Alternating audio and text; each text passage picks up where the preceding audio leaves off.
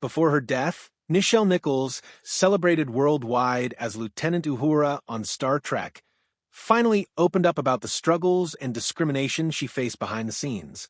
For decades, she remained quiet about the challenges of working in Hollywood during a time when opportunities for Black women were severely limited. But in her later years, Nichols' revelations offered a rare glimpse into the hardships, courage, and resilience that shaped her extraordinary life. This is the untold story of Nichelle Nichols, the woman who transformed science fiction, broke barriers, and inspired generations. A starship unlike any other. When Star Trek first aired in 1966, it wasn't just another science fiction show. It was a vision of the future, a future where people from all walks of life could work side by side in harmony. At the center of that vision sat Nichelle Nichols, portraying Lieutenant Uhura, the communications officer aboard the Starship Enterprise. Nichols' role was remarkable for its time. In an era when Black women on television were almost always confined to roles as maids or background characters, Uhura was intelligent, respected, and essential to the crew. Her calm composure at the communications console, her confidence in her uniform, and her dedication to her duties were groundbreaking. For young Black girls watching at home, she was more than a character. She was a symbol of possibility, proof that they too could aspire to greatness. But as inspiring as Uhura was on-screen, Nichols' experience off-screen told a more complicated story. Fans and historians had long speculated about the challenges she faced. Lines were cut, scenes minimized, and promotional photos often excluded her. It seemed some producers preferred she remain in the background despite her groundbreaking role. Yet Nichols persisted, quietly carrying the weight of representation on her shoulders. The making of a trailblazer. Nichelle Nichols was born Grace Dell Nichols on December 28, 1932, in Robbins, Illinois, a small town near Chicago. One of 6 children, she grew up in a family that balanced practicality with ambition. Her father, Samuel Nichols, worked in a factory and served as both mayor and chief magistrate of Robbins. Her mother, Licia, managed the home with care and determination. Grace did not like her given name and eventually chose Nichelle, meaning victorious maiden. From an early age, she showed talent and ambition. At 12, she began dance lessons at the Chicago Ballet Academy, laying the foundation for a career in performance. Her natural poise and talent quickly led her into the world of professional entertainment. She toured the United States and Canada as a singer and dancer, performing with legendary musicians like Duke Ellington and Lionel Hampton. By 1959, Nichols appeared as the lead dancer in the film Porgy and Bess, gaining recognition for her skill and grace. Her breakthrough, however, came when Hugh Hefner hired her as a singer at the Playboy Club in Chicago. Over the following years, she expanded her craft, appearing in stage musicals such as Carmen Jones and Kix and Company. Her performances caught the attention of many, including Gene Roddenberry, who would later cast her as Uhura. The challenges of Star Trek. Nichols' arrival on Star Trek marked a turning point in television history, but the path was not easy. While Uhura was a symbol of progress, Nichols herself faced exclusion and frustration. Scripts often minimized her lines, promotional materials left her out, and some producers seemed indifferent to her contributions. At one point, Nichols considered leaving the show entirely. She dreamed of returning to Broadway, pursuing the stage performances she loved. But fate intervened in the most unexpected way.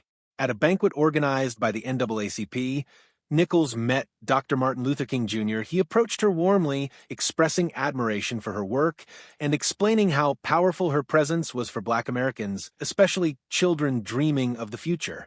Dr. King told Nichols that her role was not just entertainment, it was a statement. It was a testament to possibility, equality, and progress. That encounter changed everything. When Nichols returned to Gene Roddenberry the following Monday, she shared Dr. King's words. Moved, Roddenberry supported her fully, giving her space to develop her character while reinforcing her importance to the show. Nichols chose to stay, knowing her role carried a responsibility far beyond herself. Breaking barriers, the Interracial Kiss. In 1968, Nichols was part of one of the most historic moments in television history. The first televised interracial kiss between Lieutenant Uhura and Captain Kirk, played by William Shatner in the episode Plato's Stepchildren. At the time, this was unprecedented. America was grappling with intense racial tensions, and the network feared backlash. They even asked the cast to reshoot the scene without the kiss. Nichols and Shatner refused. Shatner cleverly sabotaged alternate takes so that the original daring kiss would be the only usable version. When the episode aired on November 22, 1968, it shocked some, but inspired many. Letters poured in from fans expressing support and excitement, and even those who initially opposed interracial relationships could not ignore the cultural impact. Although the kiss itself was brief, it became a symbol of progress, demonstrating the power of representation. Nichols later reflected on the moment with pride, recognizing that in those few seconds on screen, they had changed perception, challenged societal norms, and opened minds. A lifelong career beyond the starship. After Star Trek ended in 1969, Nichols' career continued to flourish in multiple arenas. She reprised her role as Uhura in animated series feature films and even lent her voice to episodes where Uhura led the Enterprise herself. She acted in 6 Star Trek films, her final appearance being in Star Trek VI, The Undiscovered Country. Nichols also explored other forms of acting and performance. She appeared in movies like Truck Turner, showcased her singing talents in musical films, and lent her voice to popular animated series such as Futurama, Gargoyles, and Batman. The animated series. She appeared on The Simpsons and played diverse characters in both television and film, demonstrating her versatility and commitment to her craft. Throughout her post-Star Trek career, Nichols remained a cultural ambassador, particularly in the realms of science, space exploration, and advocacy. She collaborated with NASA to encourage diversity in the space program, helping to inspire trailblazers like Dr. Sally Ride, Colonel Guyon Bluford, Judith Resnick, and Ronald McNair. Her efforts ensured that the next generation could see themselves reflected among the stars. Relationships on set. Nichelle Nichols' time on Star Trek was not only defined by her role, but also by the relationships she formed with her co-stars. While tensions existed, particularly with William Shatner, these challenges were outweighed by the bonds she created with Leonard Nimoy, George Takei, and DeForest Kelley. Nimoy treated her with respect and fairness, providing support during difficult times. Takei's kindness and humor brought joy to the set, while Kelly's calm, reliable presence offered a grounding influence. Nichols' experiences with these colleagues reinforced her belief in teamwork, empathy, and collaboration, values she carried into every project afterward. Personal life and reflections. Beyond her professional life, Nichols' personal journey was equally complex and fascinating. She dated Gene Roddenberry briefly in the 1990s, before discovering he was also involved with Majel Barrett. She had a passionate but short-lived romance with Sammy Davis Jr. in 1959. Nichols married twice, first to dancer Foster Johnson, with whom she had a son, Kyle Johnson, and later to Duke Mondy. Her life was marked by moments of joy and sorrow, including the tragic loss of her brother Thomas in the Heaven's Gate mass death in 1997. She also experienced unique milestones such as meeting President Barack Obama in 2012, who confessed he had a crush on her and expressed admiration for her role on Star Trek. Even in her later years, Nichols remained active and positive. She encouraged fans to dream big, pursue their passions, and embrace inclusion. Her optimism was infectious, and her presence continued to inspire.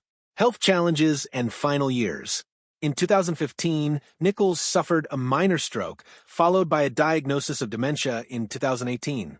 These health challenges forced her to step back from public appearances, yet her legacy remained intact.